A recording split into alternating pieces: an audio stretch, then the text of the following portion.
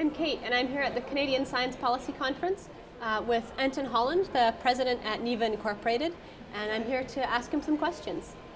So to start off, if you could describe a little bit your work at NIVA, what the challenges are, and how it relates to science policy.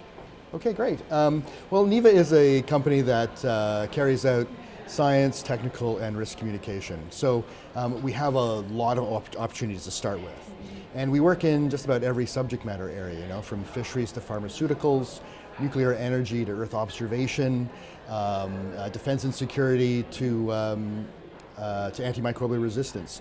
And we do upwards of 40 projects every year, so things are always new and exciting for us. And our staff consists of people who have had a science career path and those who are career communication professionals. So the creative tension that results in naturally leads to a lot of innovation. So we start off with that great basis. And in terms of challenges with respect to science policy, I think as much as there are people who work in the area of science policy who really get that there is an essential need for good science communication, there's also always a need to continuously cultivate other people with that sensibility. So it's a constantly changing landscape for us that way. Right. So your panel yesterday was talking about the barriers to science communication. Could you give an example of one, either a really big barrier or one you think most people don't know about? Yeah, well, one that really wasn't covered in the session yesterday, and I think that most people don't realize, is it's really their own biases when they come to something.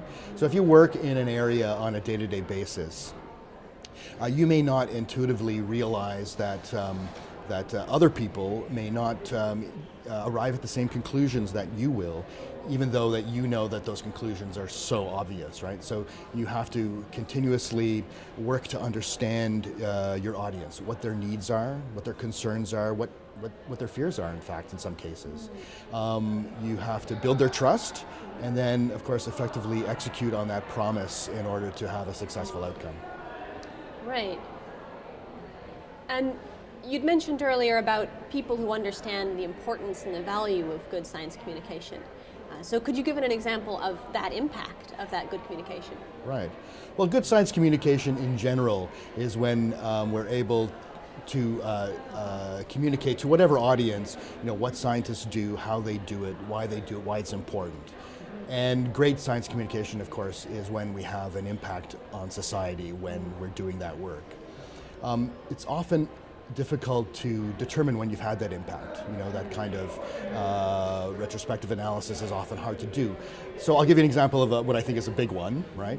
So back in the 80s, the science communication surrounding ozone depletion, I think, was a critical factor in getting people to put pressure on governments and for governments to respond positively in that regard, signing on to the Montreal Protocol, banning the use of CFCs.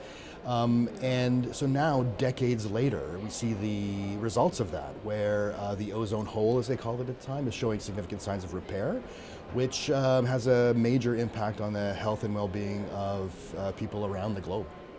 Right. Yeah, that's a huge impact, repairing the ozone layer. Exactly. And in that particular case, there were some very clear and simple messages about what the problem was and the way it was described as well.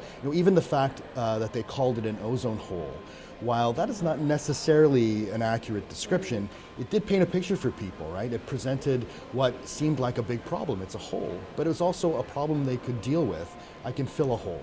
So there were some concrete things they could relate to that, and that got people thinking that there's a solution. Right. Yeah.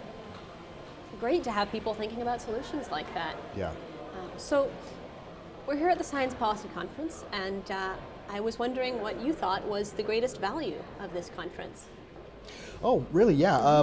Well, I think the CSPC does a lot of great work throughout the year. Yeah. But this conference really is a great place to concentrate a lot of brain power in the area of science policy and all of the other associated areas of interest. And I really think that this CSPC conference has been a critical factor in raising the discussion about the need for science communication in the whole science policy realm. I've been at this a long time, and I've seen the history of that trajectory, and certainly the CSPC conference has been a catalyst.